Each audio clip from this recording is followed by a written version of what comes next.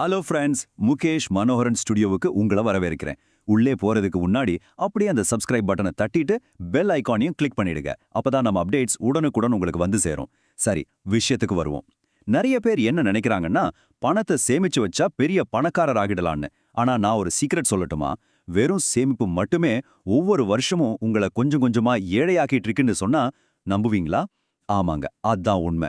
இந்த தொகுப்புல நம்ம எல்லாரும் அறியாமலேயே செய்யற அந்த மிகப்பெரிய தப்பு பத்தியும் சேமிப்புக்கும் முதலீட்டுக்கும் உள்ள உண்மையான வித்தியாசத்தை பத்தியும் ரொம்ப டீப்பா ஆனா சுவாரஸ்யமா பார்க்க போறோம்.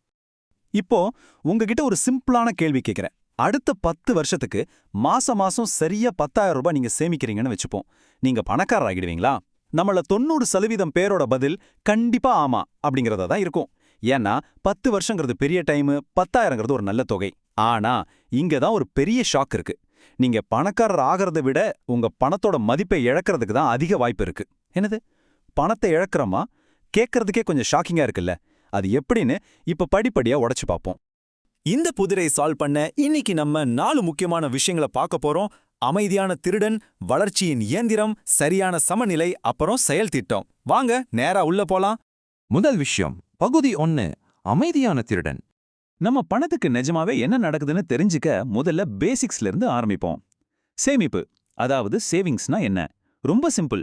நம்ம தேவைக்காக ஒதுக்கி ரொம்ப ரொம்ப பாதுகாப்பா வைக்கிற பணம் தான் சேமிப்பு. உதாரணத்துக்கு நம்ம பேங்க் அக்கவுண்ட்ல இருக்கிற பணம், எஃப்டி, இல்லனா வீட்ல பீரோக்குள்ள பத்திரமா வச்சிருக்கிற கேஷ், இது எல்லாமே சேமிப்பு தான். இதுல கவனிச்சீங்கன்னா சேமிப்போட மெயின் டார்கெட் ரெண்டே தான். ஒன்னு சேஃப்டி, ரெண்டாவது லிக்விடிட்டி, அதாவது எப்ப தேவையோ அப்ப உடனே பணமா எடுக்கிற வசதி. அவ்வளவுதான். சரி, இப்ப கொஞ்சம் ஆழமா இறங்குவோம். சேமிப்பு ரொம்ப பாதுகாப்பானது தானே, இதுல என்ன ஆபத்து வந்துட போகுதுன்னு நீங்க நினைக்கலாம். ஆனா அங்கதான் ஒரு பெரிய மறைமுக ஆபத்து காத்துட்டு இருக்கு. அதோட பேர் தான் பணவீக்கம், அதாவது இன்ஃப்ளேஷன். இவன் தான் அந்த அமைதியான திருடன். இன்ஃப்ளேஷன்னா என்னன்னு கேக்குறீங்களா? காலப்போக்குல நம்ம வாங்குற எல்லா பொருட்களோட விலையும் ஏறிக்கிட்டே போகுது பாத்தீங்களா? அதுதான். இந்த திருடன் நேரா வந்து உங்க பேங்க்ல இருக்கிற பணத்தை எடுக்க மாட்டான். ஆனா அந்த பணத்தோட மதிப்பை கொஞ்சம் கொஞ்சமா உறிஞ்சு எடுத்துருவான். இது ஒரு சூப்பரான உதாரணத்தோட சொல்றேன். இப்போ உங்ககிட்ட ஒரு 100 ரூபாய் இருக்குன்னு வச்சுப்போம். இன்னைக்கு அந்த 100 ரூபாயை கொடுத்து ஒரு நல்ல ஹோட்டல்ல உங்களால ஒரு முழு சாப்பாடு சாப்பிட முடியும், கரெக்டா? சரி, அதே 100 ரூபாயை பத்திரமா பீரோல வச்சுட்டு சரியா 5 வருஷம் கழிச்சு எடுத்துட்டு போய் அதே ஹோட்டல்ல கொடுத்தா ஒரு அரை சாப்பாடு கூட உங்களுக்கு கிடைக்காதுங்க. இதுல இருந்து என்ன புரியுது? உங்க பணம் பீரோக்குள்ள பாதுகாப்பாலாம் இருந்துச்சு, ஆனா அதோட வாங்கும் திறன், அதாவது பர்ச்சேசிங் பவர் அமைதியா குறைஞ்சிருச்சு. இதுதான் நிதர்சனமான உண்மை. அடுத்து பகுதி 2, வளர்ச்சியின் இயந்திரம். இந்த பணவீக்கங்கிற திருடங்கிட்ட இருந்து தப்பிக்க வெறும் சேமிப்பு மட்டும் தத்தாது பாஸ். அப்போ எப்படிதான் பணத்தை வளர்க்கறது? இங்கதான் அந்த பவர்ஃபுல்லான மிஷின் உள்ள வருது. அதுதான் முதலீடு, அதாவது இன்வெஸ்ட்மெண்ட். முதலீடுனா என்ன? உங்க பணத்தை வெறும் சேஃப்டிக்குன்னு வைக்காம வளர்ச்சிக்கும் செல்வத்தை உருவாக்குறதுக்கான திறன் கொண்ட சொத்துக்கள்ல போடுறது. சிம்பிளா சொல்லணும்னா பங்குச்சந்தை, மியூச்சுவல் ஃபண்ட்ஸ், ரியல் எஸ்டேட் இல்லனா தங்கம். முதலீட்டோட நோக்கமே பணத்தை பாதுகாக்கிறது மட்டும் கிடையாது, அதை வளர செய்யறது.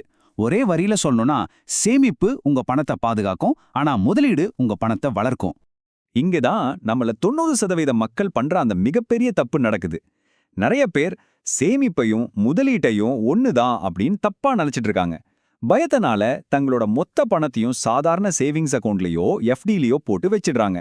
ஆனா நம்ம ஒரு கசப்பான உண்மையை ஏத்துக்கிட்டு தான் ஆகணும். ரிஸ்க் இல்லனா வளர்ச்சியும் இல்ல. No risk, no growth. இப்போ இதை நம்பர்ஸோட கம்பேர் பண்ணி பார்த்தா உங்களுக்கு இன்னும் கிளியரா புரியும். உங்க பேங்க் சேவிங்ஸ் அக்கவுண்ட்ல 1 லட்சம் ரூபாய ஒரு 3% வட்டியில 10 வருஷத்துக்கு வச்சிருக்கீங்கன்னு வச்சுப்போம். 10 வருஷம் கழிச்சு அது எவ்வளவு ஆகும்? தோராயமா ஒரு 1.34 லட்சமா மாறும். ஆனா வெயிட் பண்ணுங்க, பணவீக்கம் 6% ஆக இருக்கும்போது உங்க பணத்தோட மதிப்பு உண்மையில் குறைஞ்சிடுச்சு. நஷ்டம் தானே? அதே சமயம் அந்த 1 லட்சம் ரூபாயை ஒரு 12% ரிட்டர்ன்ஸ் தர மியூச்சுவல் ஃபண்ட்ல முதலீடு செஞ்சிருந்தா அதே 10 வருஷத்துல அது சுமார் 3.1 லட்சமா பிரம்மாண்டமா வளர்ந்துருக்கும். சும்மா சேமிக்கிறதுக்கும் ஸ்மார்ட்டா முதலீடு செய்யறதுக்கும் உள்ள மலைக்க வைக்கிற வித்தியாசம் இதுதாங்க. சரி, இப்போ பகுதி 3, சரியான சமநிலை. உடனே நீங்க முதலீடுனாலே ரிஸ்காச்சே, என் காசு போயிடுச்சுன்னா என்ன பண்றது அப்படின்னு யோசிக்கலாம். மக்கள் முதலீடு செய்யாம இருக்கிறதுக்கு காரணம் பணத்து மேல இருக்கிற ஆசை கிடையாது, அந்த பயம்தான். ஆனா உண்மையிலே முதலீடு செய்யாம இருக்கிறது தான் இருப்பதிலேயே மிகப்பெரிய ரிஸ்க். அப்ப என்னதான் தீர்வு? ரொம்ப சிம்பிள். நீங்க சேமிப்பா இல்ல முதலீடான ஏதாவது ஒன்றை மட்டும் சூஸ் பண்ண வேண்டாம். உங்களுக்கு ரெண்டுமே தேவை. ஆமாங்க, அன்றாட செலவுகள், ஷார்ட் டேர்ம் கோல்ஸ், அவசர தேவைகளுக்காக நீங்க சேமிக்கணும். அதே நேரத்துல உங்க ரிட்டையர்மெண்ட், லாங் டேர்ம் வெல்த், அப்புறம் நிதி சுதந்திரத்துக்காக நீங்க முதலீடு செய்யணும். இந்த ஒரு மன்றத்தை மட்டும் மனசுல பதிய வச்சுக்கோங்க. பாதுகாப்பிற்காக சேமிக்கவும், வளர்ச்சிக்காக முதலீடு செய்யவும். இத ஒரு ரியல் லைஃப் உதாரணத்தோட பாப்போம். ஒரே சம்பளம் வாங்குற 2 ஃப்ரெண்ட்ஸ் இருக்காங்க. நம்பர் ஏ இவரு ரொம்ப சேஃப்டி பார்ட்டி. மாசம் 20,000 ரூபாயா அப்படியே பேங்க்ல மட்டும் சேமிக்கிறாரு. நம்பர் பி கொஞ்சம் ஸ்மார்ட். அவரு தன்னோட அவசர தேவைக்கு ஒரு 5,000 ரூபாயை மட்டும் சேமிச்சுட்டு மீதி 15,000 ரூபாயை அசால்ட்டா முதலீடு பண்றாரு. சரியா 10 வருஷம் கழிச்சு என்ன நடக்கும்னு நினைக்கிறீங்க? நம்பர் ஏவோட வளர்ச்சி ரொம்ப ரொம்ப கம்மியா இருக்கும். ஆனா நம்பர் பி சம வெல்த்தியா வேற லெவல்ல இருப்பாரு. 2 பேருக்கும் ஒரே சம்பளம் தான். ஆனா முற்றிலும் மாறுபட்ட வளமான எதிர்காலத்தை நபர் பி உருவாக்கியிருப்பாரு. இங்க ஒரு முக்கியமான வார்னிங். முதலீடு ரொம்ப முக்கியம்னு தெரிஞ்ச உடனே இன்னொரு பெரிய தப்பை நம்ம ஆளுங்க பண்ணிடுவாங்க. அதாவது கையில எந்த சேமிப்புமே இல்லாம நேரா முதலீட்டுல குதிக்கிறது. இது ரொம்ப ரொம்ப ஆபத்தானதுங்க. ஏன்னு கேக்குறீங்களா? திடீர்னு ஒரு மெடிக்கல் எமர்ஜென்சியோ இல்ல வேறையோ போயிடுச்சுன்னா கையில கேஷ் இருக்காது. அப்ப என்ன பண்ணுவீங்க? வேற வழியே இல்லாம உங்க முதலீடுகளை நஷ்டத்துல விற்க வேண்டிய கட்டாயம் வந்துடும். அதனால பேசிக்கான சேமிப்பு இல்லாம முதலீடு செய்யறது முற்றிலும் தப்பான அப்ரோச். இப்போ கிளைமேக்ஸ் வந்தாச்சு. பகுதி 4 செயல் திட்டம். இவ்வளோ நேரம் சேமிப்புக்கும் முதலீட்டுக்கும் உள்ள வித்தியாசம், பணவீக்கத்தோட ஆபத்தெல்லாம் பார்த்தோம். சரி, இப்போ இதை எப்படி ஆக்ஷன்ல இறக்குறது? இதோ உங்களுக்கான 3 சிம்பிளான ஸ்டெப்ஸ். முதல் ஸ்டெப், முதல்ல ஒரு எமர்ஜென்சி ஃபண்டை உருவாக்குங்க. அதாவது உங்க 3 முதல் 6 மாச செலவுகளுக்கு தேவையான பணத்தை பேங்க்ல பாதுகாப்பா சேமிச்சு வைங்க. ரெண்டாவது ஸ்டெப், உங்ககிட்ட அதிக வட்டி கட்டுற கடன்கள், அதாவது கிரெடிட் கார்டு லோன் மாதிரி ஏதாவது இருந்தா அதை முதல்ல அடைச்சிடுங்க. மூணாவது ஸ்டெப், தைரியமா முதலீட்டா தொடங்குங்க. ஷேர் மார்க்கெட்டோ மியூச்சுவல் ஃபண்டோ எஸ்ஐபி முறை ரொம்ப ரொம்ப ஈஸி. ஆரம்பத்துல மாசம் வெறும் 1000 ரூபாய் முதலீடு செஞ்சா கூட போதும். இங்க பணத்தோட அளவை விட ஒவ்வொரு மாசமும் கன்சிஸ்டன்டா முதலீடு செய்யறதா மேட்டர்.